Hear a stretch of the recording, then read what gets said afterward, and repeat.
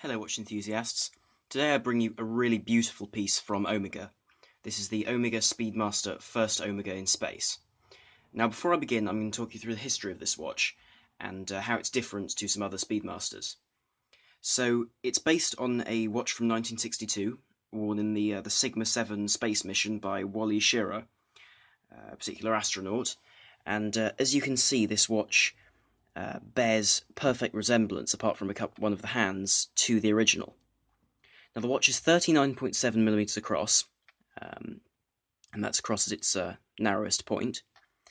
And as you can see, it has their vintage style case, which one's been seeing on the new Seamaster 300, for example.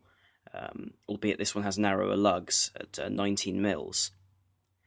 Now, as you can see, I'll show you the back first. Now this back is quite interesting because it's obviously apart from the writing, it has the actual 1962 style of case back for a Speedmaster, which I think is a really nice touch, seeing as this watch is based on that watch. Now it doesn't have screw down crown or pushers. They're just simple. I'll start the chronograph just to show you. There we are. Now this watch comes on a leather strap. It's rather nice and brown and complements the rest of the watch, although I think a 19mm NATO would look really nice on this watch. So looking at the dial has these alpha style hands, as you can see, with a stick of Lume down the middle of the minute hand, with a sort of triangle of Lume on the hour hand, so you can tell them apart in the dark, but I'll show you a Lume shot later. Now, an interesting feature of this watch is the fact that all the timekeeping aspects of the watch have these alpha-style hands, so you can see the running seconds over there, the minutes and the hours, while the chronograph function all have a white baton-style hands, so you can see the seconds, the minutes, and the hours. Now, this movement is the Omega 1861 movement. And this is actually the movement which took Omega to the moon. This is one of their most historic movements. And it has a power reserve of 48 hours. And in keeping with the classic style and theme of the watch, it is manually wound, not automatic. And I rather like this. I'm not sure why, but I rather like manually wound chronographs. I just like the sort of manual aspect that you have to wind it up every morning. It increases your involvement with the watch. Now, sitting atop that beautiful dial, we have this very domed crystal, which at first looks like Hesselite, but actually it's sapphire. And I think that's a nice touch that it's sapphire, because the Hesselite crystals, because they stand so proud of the case, you can see, they get scratched extremely easily, and the sapphire just, well, it doesn't. Around that, there is the tachymeter with the tachymètre, French writing, and it goes obviously from 500 to 60, so you can tell your speed. So the case sides are brushed, as you can see. That will focus. Let's see. No, apparently not. There we are. The case sides are brushed, while the top and the edges, the beveling on the lugs, is all polished, along with the case back being fully polished. Around the edge of the tachymeter, as you can see here, we have this slightly raised piece, which I think gives the whole watch a really nice feel feel on the wrist, at least, because it detaches the rest of the case from the bezel. One really has to handle the watch to notice this. So, as I said, the lugs are 19mm across, you can see here, which will make it a bit difficult to fit onto a lot of straps, because the standard sizes are 18, 20, and 22mm. But I'd say an 18mm strap would look perfectly fine on this. I mean, a little half a mil on either side would make very little difference. So, in terms of the features of the watch, the whole case is steel, although I know there is a gold version available. And the dial has these little recessed sections. This is something I ought to have mentioned when I was talking about the dial. The various subdials, the three subdials, are actually, as you can see, there. I need to give the watch a wipe. There we are. As you can see, there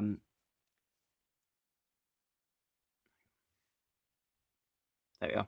The subdials are slightly inset, which gives depth to the watch, as well as having a sort of a pipe hand style dial, although it doesn't have the angles, but the edges of the dial, as you can see here, with the graduations, are at an angle, so it makes the middle of the dial sit proud.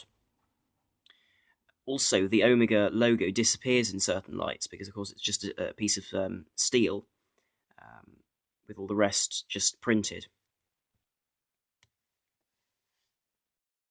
Now, the 39.7mm case of this watch, I believe, is shared with the Speedmaster 57, with those fairly squared off lugs, unlike the standard man on the moon style Speedmaster, which was the later style, which had a more robust case, really, and it had a more protected crown, more protected pushers. So this really is a reproduction of a more simple time for the Speedmaster. Before there were all these touches which made the whole watch more durable.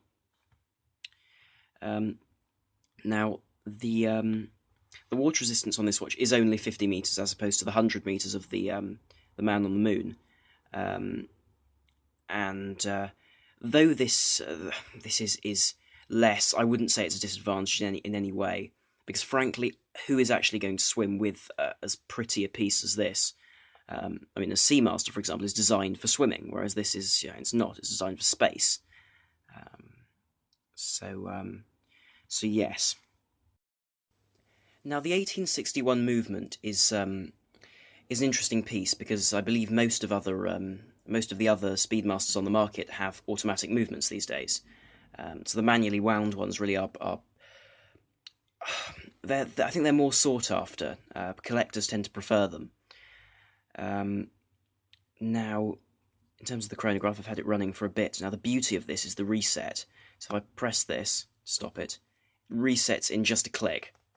There, gone. And it screams quality when one presses the pushers. The click is fantastic, so it's a very satisfying click. Unlike a lot of chronographs which have very soft pushers, this is much more sturdy. Now, on the wrist, I'll just put it on my wrist. On the wrist, this watch feels fantastic. For my wrist, 39mm is just about the sweet spot. For sports watches, that is 39mm is the sweet spot. For dress watches, I like them smaller. So I found recently that 38 and sort of down to 36 is just too small for my wrist, whereas above 42 is just pushing it. Whereas this 39 and 40mm size is just absolutely perfect. So on the wrist, I'll just pull back my cuff to show you better. Here we are. The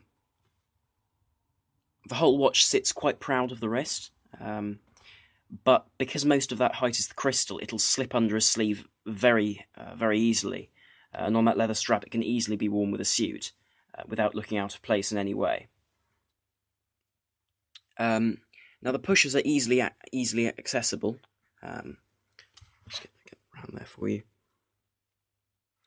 So there we are. So the pushers are easily accessible.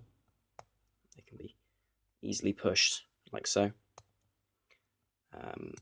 Although I do think that a nice grey NATO or something of that sort would suit this watch very, very well.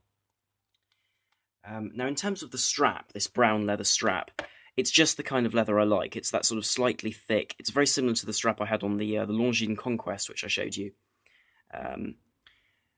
I just think it's very elegant in its design, and perfect for the watch, especially with that white stitching, or cream stitching it has on it.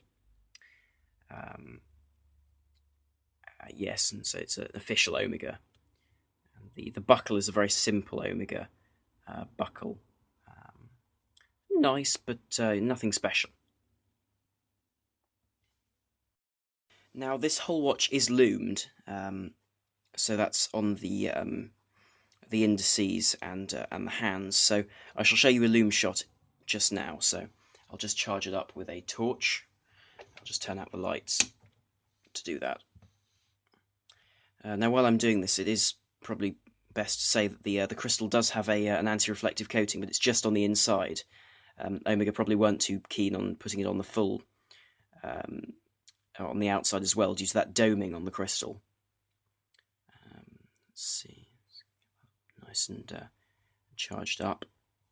Okay, so here we are. So there is no loom on the chronograph hands, as you can see. So if I press the chrono button, you can just about see it in this light, but no, there's no loom on it. But it's easily legible in the dark. Obviously, none of the subdials are loomed, but you can easily tell the hour from the minute hands due to that different shape on the hour hand. Anyway, I'll return to the video just to conclude.